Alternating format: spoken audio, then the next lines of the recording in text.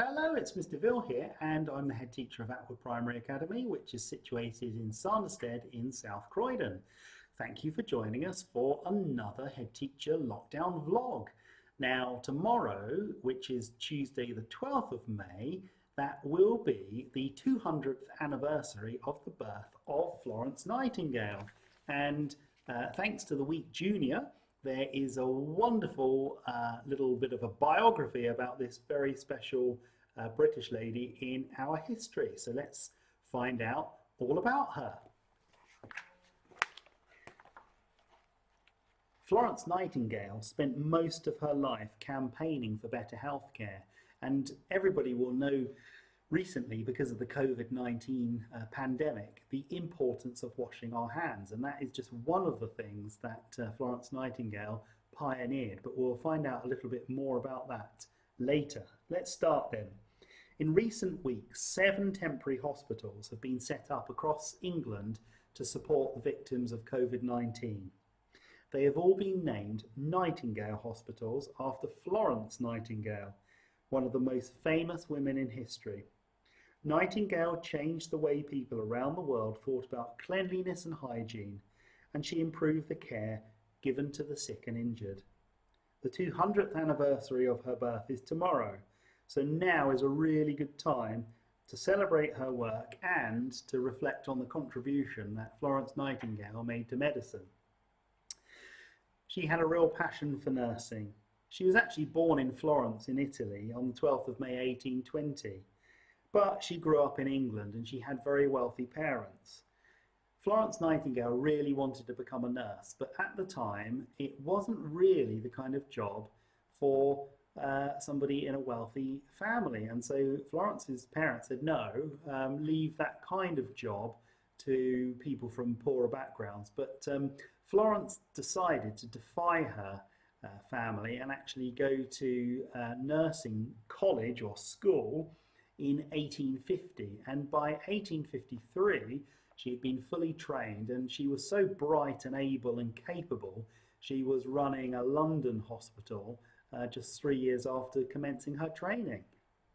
But not long after that she actually went on a journey to hell, to a place called the Crimea, which is in Eastern Europe, because at that time the Russians were fighting the Turkish Ottoman Empire, and actually Great Britain were on the side of the Turkish Ottoman Empire. And sadly, like in all wars and conflicts, many soldiers became very sick and wounded, and they had to be treated in makeshift field hospitals and places like that, which were not renowned for high standards of cleanliness. So she was actually sent there by a man called Sidney Herbert, who was the British government Secretary of War, because there had been a lot of reports about the state of these hospitals and the fact that many of the soldiers were just needlessly dying. But at the time, the army officers in charge of the hospitals just didn't really want to believe her. But still, the casualties kept mounting up, and then eventually Florence Nightingale was consulted by the army officers to see if she could do something about it. So actually her fight was a fight for good. The conditions got more and more worse, but she trained the nurses to be absolutely vigilant around their own personal hygiene. So she made sure that when they were dressing wounds that they used disinfectant and they washed their own hands. She absolutely insisted that all hospitals were thoroughly cleaned and that all the bed sheets were boiled up in an attempt to get rid of all the harmful bacteria. Lots of cholera and dysentery were happening because of these poor conditions, and that was probably more of the soldiers were actually dying from those conditions rather than from the result of their wounds that they got in battle. She also made sure that the soldiers had lots of fresh air and had lots of exercise if they could manage it. And she also was an absolute believer in the power of kindness. So she would not only, after doing a busy day's nursing, she would encourage herself and encourage her fellow nurses to go up and down the wards at night comforting the wounded soldiers. And she did that carrying a lamp, and that's why she's known as the Lady of the Lamp. And you can see her there in this picture.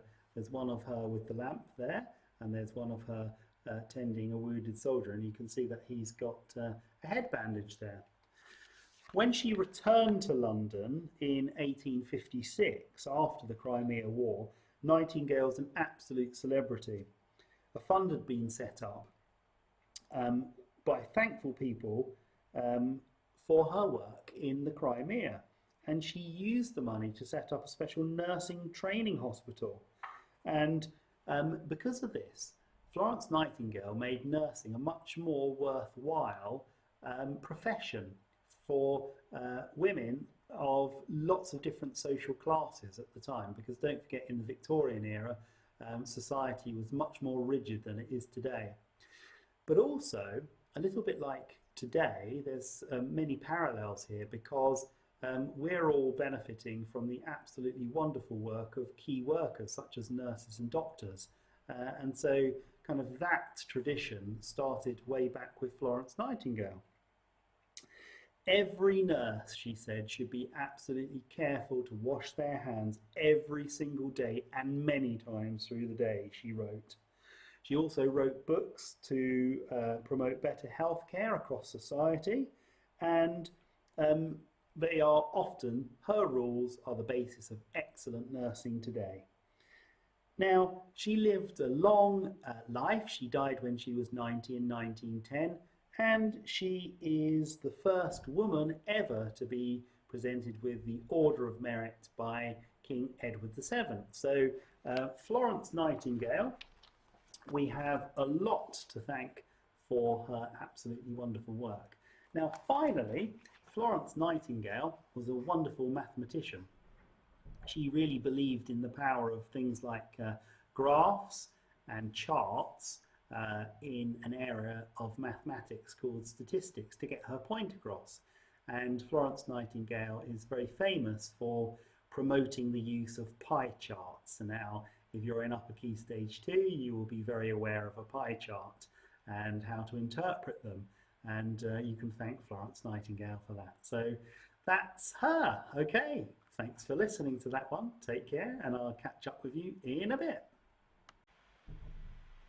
Hello and welcome back. Now, I don't know whether you're similar to me, but over the weekend, certainly on Friday, we held a mini street party where I live down in Whitstable, and this was to commemorate VE Day, so Victory in Europe Day. So we had bunting out, and during the day we'd made some scones with my children, and we had decorated the front of the house, and my children had written a small invite to the near neighbours, and they all came to congregate outside our house. We sat at least 2 meters apart and did all the social distancing thing. We listened to some World War II music, such as Glenn Miller and Vera Lynn, and we just had such a wonderful day, really. And then later in the evening, when my children were in bed fast asleep, we went out onto our doorsteps at 9, and it was just getting a little bit dusky, and we sang We'll Meet Again, and it was such a moving day. Now, of course, VE Day commemorated the end of the Second World War in Europe. Sadly, there were troops who were fighting on in the Far East, and they had to wait another 3 months to continue to fight on in that theatre of war. And there is another day that we should be commemorating called VJ Day, which is Victory in Japan. But this man here, which is Captain Tom, is very, I suppose, famous to all of us now for his wonderful efforts walking around his garden to raise a huge amount of money for the NHS. But I received a wonderful email over the weekend from Kayan's mum. So Kayan is in year 5, and he wanted to raise some money for the NHS, and he was totally inspired by Captain Tom, and he said to his family, well, every time I score a goal in the back garden, it's 10p. Now, Kayhan, he absolutely loves Crystal Palace, and he's a pretty good footballer, I have to say. I've seen him play. He's a wonderful footballer, and he scored 250 goals, and so he raised £25 for the NHS. But of course, his family couldn't let it rest there, and so they made up another £75. So well done to Kayhan. His great idea has raised £100 for the NHS. So my big thumbs up to Kayhan, and keep up that wonderful work. Hello, welcome back. Now, I've been busy with a new slot for our lockdown vlogs, and here it is. So what it is, I've got to let it focus for you. Here is a grid of letters. So you might want to have a quick look, and I don't know whether you've got a piece of paper at home. Maybe you want to jot these letters down. But the name of this one is finding a 4-letter word hidden in this grid. And in order to do that, you need to cross out any letter that appears twice. And there should be a 4-letter word hidden in there. So there we go. Okay. I wonder if you can find that one. I might give you a bit of hand at the end. Now, last night, 7 o'clock on Sunday, many of us would have tuned into the Prime Minister's announcement to find out really how the government are planning on thinking about easing some of the lockdown restrictions that we have been all experiencing over the last 7 weeks. Now, one of the big things, of course, was the mention that potentially, and I use that word very advisedly, from the 1st of June, so that would traditionally be the first day back after our May half term, that some year groups could, and I use that advisedly, could return to Atwood. And the 3 year groups that were mentioned were reception, year 1 and year 6. Now, a lot of you will either get really excited about that, with the potential, if you are in one of those year groups, that you could be coming back. And some of you might be quite anxious about, well, you know, I've got really quite used to being at home, learning from home, being with my family and so on. I'm less keen on coming back to school. And I just wanted to say that all of these feelings are totally and utterly normal.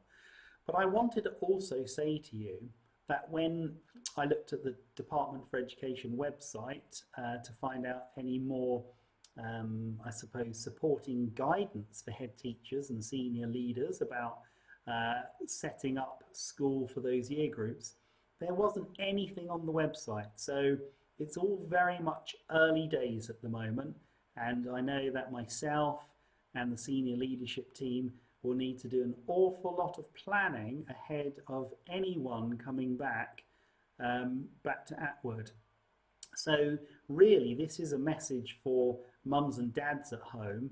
I really do want you to be patient with us, and thankfully I haven't had a flurry of emails from families saying what's happening, when can I come back, all of these kind of things. And I really thank you for your patience, because until we get guidance from the Department for Education, and we've taken proper guidance from our own teaching unions and so on, it's very much up in the air at the moment. So again, keep looking out at the YouTube channel, keep looking on our website, swing over to Twitter and find out what's happening there from me, also reading the newsletter and all of those kind of things. And once again, thank you for your patience.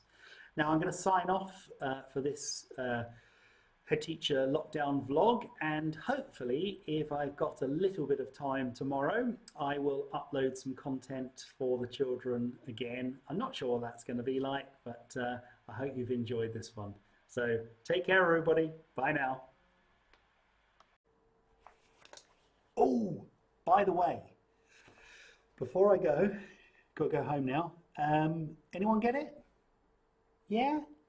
We had to cross out any letter that appeared more than once, and we have been left with a 4-letter word, C-A-V-E, spelling cave. Bye!